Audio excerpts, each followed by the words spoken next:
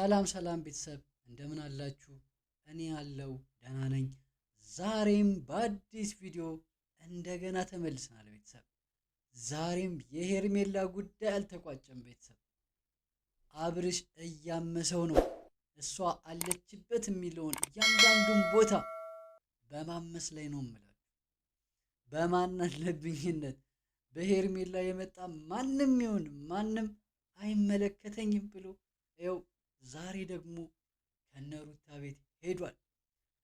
ምናልባት ይሄን ነገር ከየት እንደሰሙ አናቅም፣ እንዴት መረጃ እንደደረሰው አናቅም። ምናልባት ትናንትና የነበረው ቪዲዮ ላይ የኤፍሬም እና የሩታ ሁኔታ ስላላማረው ይመስለኛል። በትክክል አሁን እያደረገ ያለው ነገር ምንድን ነው? እሷ ትኖርበታለች ብሎ የሚያስበውን ሁሉንም ነገር እየሞከረ ነው ያለው። ከፖሊስም ጋር አመልክቷል ብለን እናስባለን።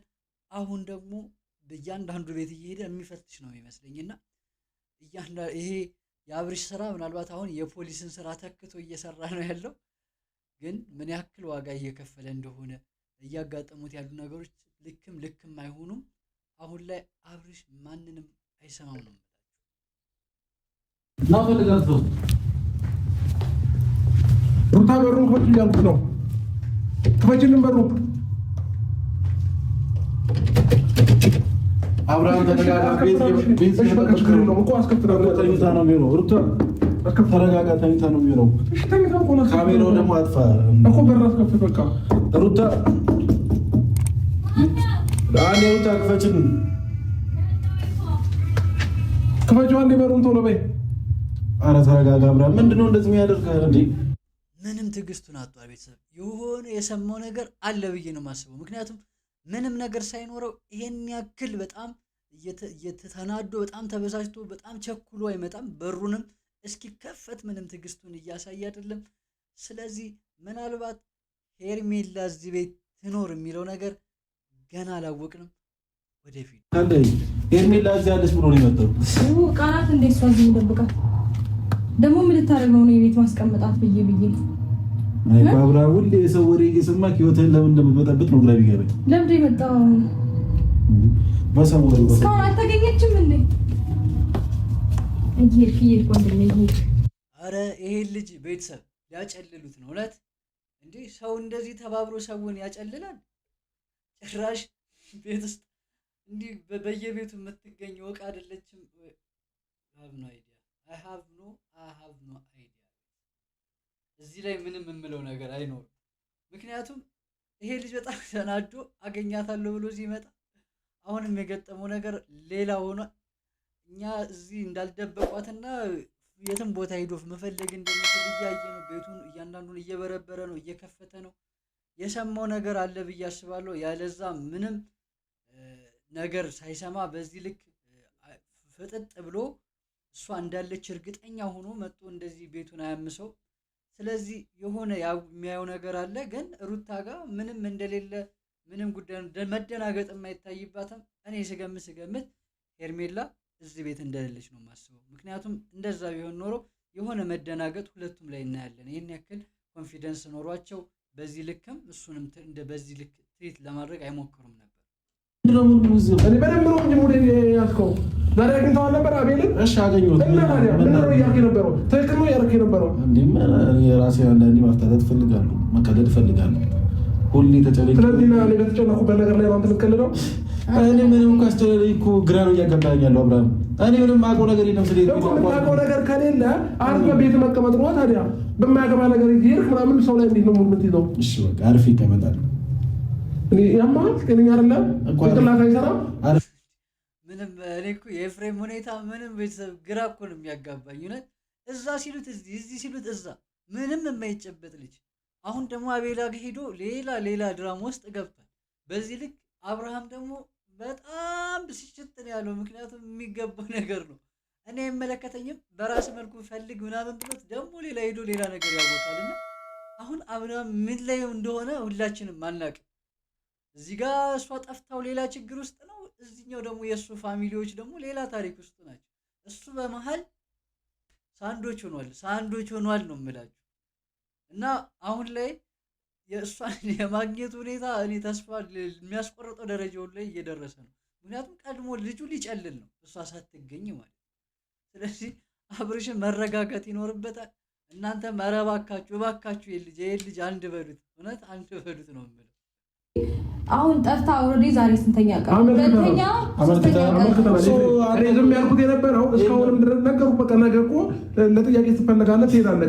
ከዛ ያንዳንዱ ነገር ምላሽ ትሰጣለኝ። ችግር የለውም። ገባኔ አዘኛለ መተህ 30 ጊዜ ከምትጠይቀኝ እዛ መልስ እኮ አዘኛለ እኔ ወንድሜ ነብዬ ዝም ብዬ ነበረ። ገባህ አይደል? አሁን ግን ከአቅም በላይ ስለሆነ ነገ ጠዋት ትሄድና መልስን ትሰጣለህ። መግባት አብርሽ አመልክቷል።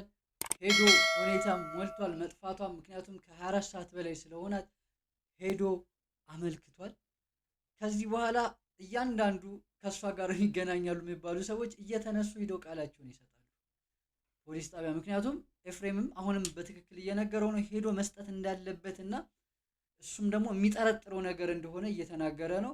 ሩታንስ ምን ይላት ይሆን? እንዳንቺ እኮ ይሄን አላ ማሰብ የተሰናቸው አይደሉም። ስለሚያስቡ ነው። ቢያንስ ልጅ እንዳለ ያውቃሉ። ተረዳሽኝ? ቢያንስ አንቺ እስር ቤት ገቢ ልጅ ከማጋር ይሆናል ብለው ያስባሉ። እናት አባት አለኝ በነገር የአብርሃም ማሰብ በጣም ገደቡን እያለፈ ነውና ይቺ ልጅ ጠፍታለች። የጠፋች ልጅ አለች። በህይወት ትኑር አትኑር፣ አደጋ ደርሶባት ይሁን አይሁን የሚታወቅ ነገር የለም። ሩታን ምን እያላት ነው? አንቺ ልጅ ስላለሽና ኃላፊነት ስላለብሽ አንቺን እንዳይጠይቁሽ እያደረግኩ ነው እያለ ነው።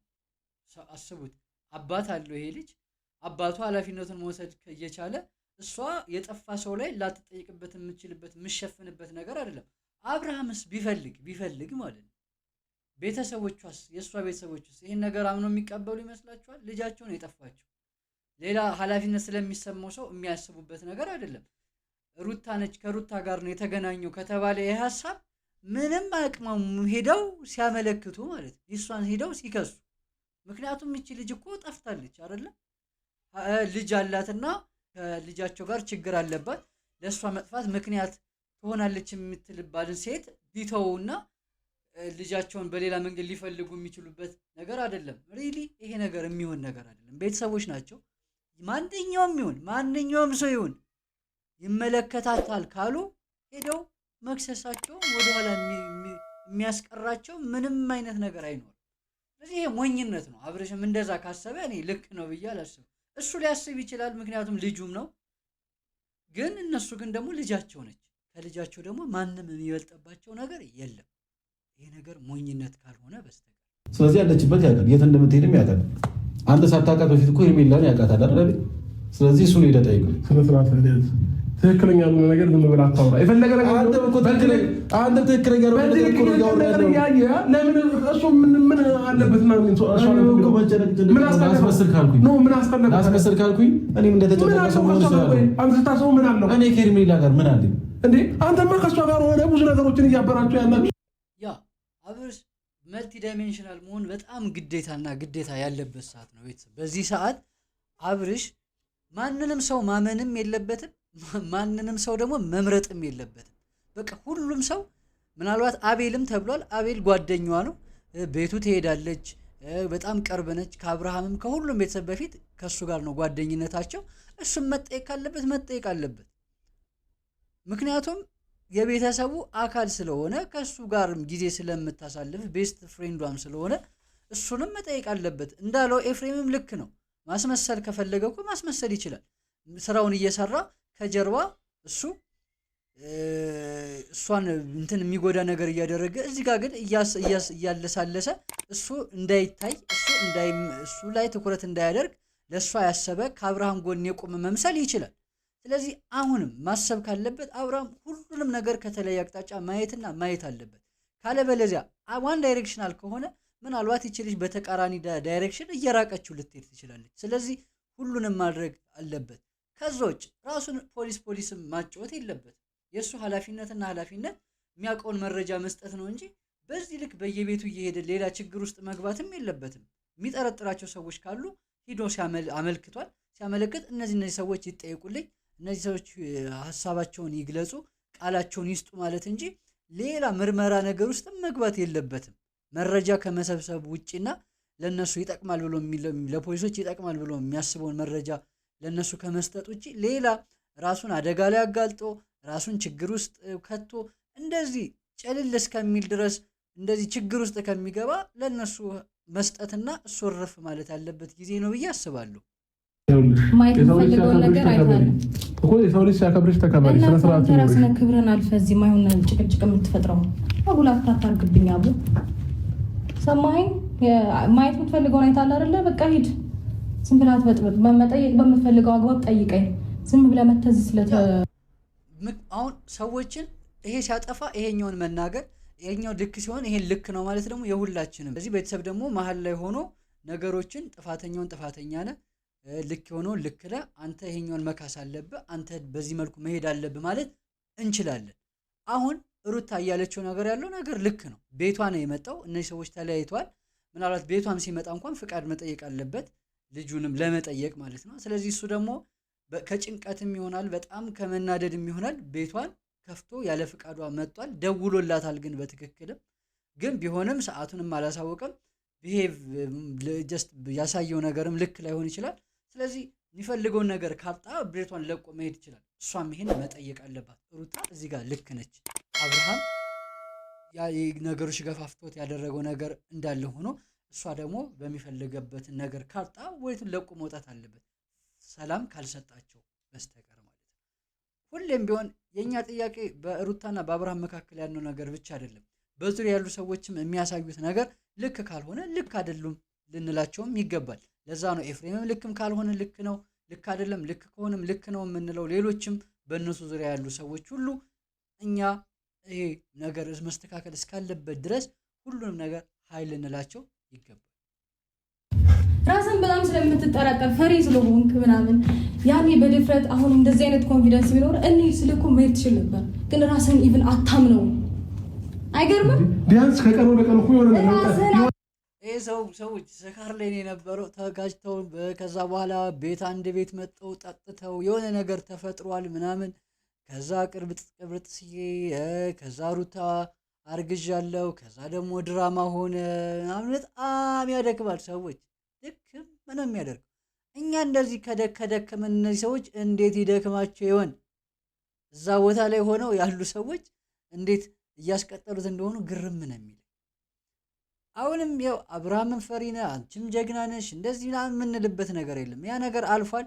ሩታ ለምን አላማ ፈልገው ያን ነገር እንዳደረገችው ራሷ ታውቃለች። እኛም ደግሞ የምናውቀው ነገር አለ። እሱ አይደለም በዚህ ሰዓት ጉዳዩ። በቃ አብርሃምን ፈራ፣ እሷም ልክ ነች፣ እሷም ልክ አይደለችም፣ እሱም ልክ ነው፣ እሱም ልክ አይደለም እያልን እስከቀጠልን ድረስ አሁን ወደኋላ ሄዶ እንደዚህ ነገር ውስጥ መውጣት የለበትም። በቃ ሰዎች ተለያይተዋል፣ የራሳቸውን ህይወት እየኖሩ ነው። ግን አሁን ይሄ ችግር እየተፈጠረ ያለው አርፎ ስለማይቀመጡ ነው። እሱም አርፎ አይቀመጥም፣ እሷም አርፋ አትቀመጥም። ስለዚህ ቦታቸውን ሚናቸውን ያለዩ ሰዎች ስለሆኑ ነው አሁን ይሄ ውጥንቅጥ ውስጥ ሁሉ የገቡት ማለት ነው። አብርሃም ጋር ይሄ ነገር መጥቶ እነዚህ ሰዎች እየጠየቃቸው ያለው ምንድነው? የተቆረጠ ነገር ስለሌላቸው ነው። እነሱም ደግሞ ይሄን ነገር እያደረጉ ነው ብለን እንድናስብ የሚያደርገን ደግሞ እነሱም አርፎ የሚቀመጡ ሰዎች ስላልሆኑ ነው። ስለዚህ በመሀል ቤት ማን ነው ችግር ላይ የወደቀው? ግን ሄርሜላ። የሄርሜላ ጉዳይ የሁላችንም ጉዳይ ነው። አብርሃምም በዚህ ልክ እስከ መቼ እሷን በመፈለግ እሱ ለፖሊስ ሰጥቶ ነገሩን መገላገል እየቻለና መጠየቅም በቻለ የሚችሉት እነሱ በመጠየቅ በሚችሉበት መንገድ እንዲጠየቁ ከመፍቀድ ይልቅ በራሱ መንገድ ነገሮችን ለማስተካከል እየሞከረ ነው። ይሄ ደግሞ የአብርሃም ባህሪ ነው። ያንን ነገር የሚቶ ራሱ ሲፈልግና ሲፈልግ ብቻ ነው እንጂ እኛ እንደዚህ ነው የምንለው ምናልባት ይሄ ነገር ካስተማረው ነገሮችን ከዛ እንግል ካየ ሊረዳው ይችላል ብለን ነው እንጂ ከዛ የበለጠ ከዛ ያለፈ ነገር ምንም ማድረግ የምንችለው ነገር የለም። አሁንም የሄርሜላ ጉዳይ አላበቃም። ሄርሜላም በነ ሩታ ቤት ልትገኝ አልቻለችም። አብርሃም በቀጣይ ምን ያደርጋል? የሄርሜላ መጨረሻስ ምንድነው የሚሆነው የሚለው አሁንም ወደ ቀጣይ ቀን ተሸጋግሯል። ቤተሰብ የዛሬው ቪዲዮ ይህን ይመስላል። በቀጣይ ቪዲዮ እንደገና ተመልሰን እንገናኛለን። አካውንቱን ሰብስክራይብ እያደረጋችሁ ቤተሰብ ሁኑ። ለዛሬው እዚህ ላይ እናበቃለን። ይመቻችሁ።